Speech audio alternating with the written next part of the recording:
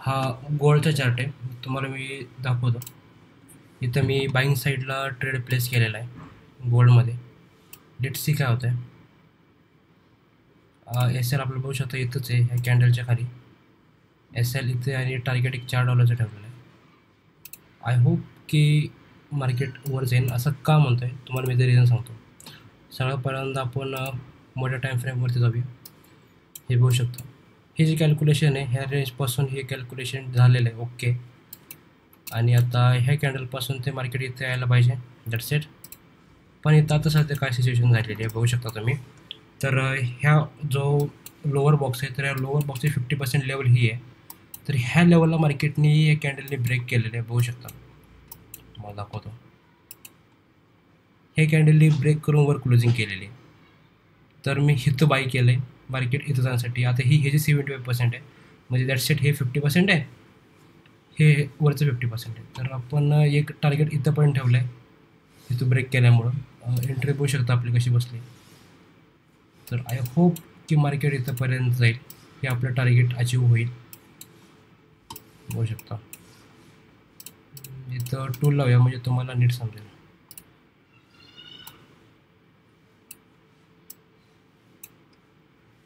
हां,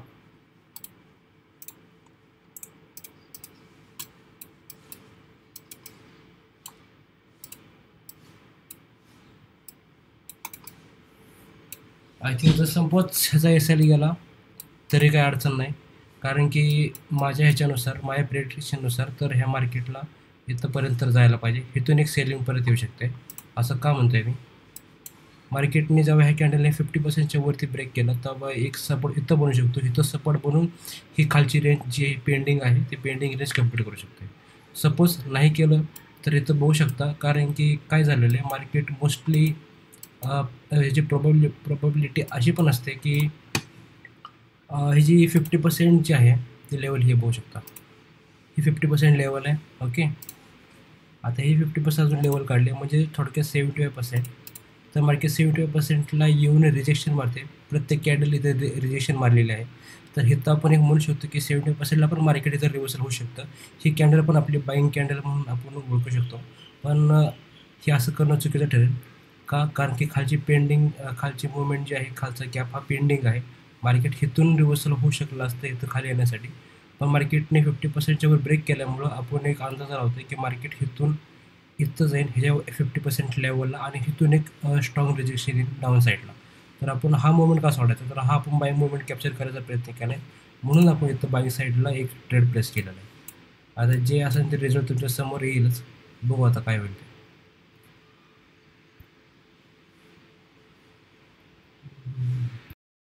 होऊ शकता.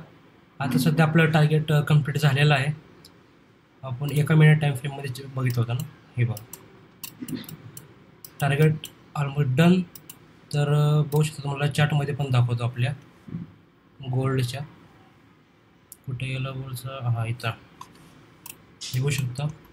हा गोल्डचा चार्ट आहे. म्हटलं होतं की इथून ह्या कॅन्डलने बाईंग साईडला ब्रेक केल्यामुळं बाईंग येणार येतं, इथे एक रिव्हर्सल मिळू शकतं किंवा आता ह्याला पण ब्रेक करते तर आपण एक रिव्हर्सल पॉईंट इथं बघू शकतो. पण आपण इथं बाय करून इथे एक्झिट केलेलं आहे. तर एवढ्यामध्ये आपण काही $3-4 आपली झालेली बघू शकतो. क्लोजिंग पण तुम्हाला दाखवतो मी. $4 क्लोजिंग केलेली आहे आपण. That's it. हा माझा रोल होता की मार्केट इथून ते इथंपर्यंत जाणार, हे एकदम परफेक्टली विन झालेलं आहे आपला ट्रेड. ह्याचं लॉजिक मी तुम्हाला स्टार्टिंगलाच एक्सप्लेन केलेलं आहे. चला आता नेक्स्ट ट्रेड भेटल्यानंतर भेटूया आता, कारण की नेक्स्ट ट्रेड भेटायला थोडंसं अवघड आहे, कारण आज फ्रायडेला मार्केट थोडंसं नाही चालत आहे नीट. तरी बघूया, भेटलं तर तुम्हाला सांगतो.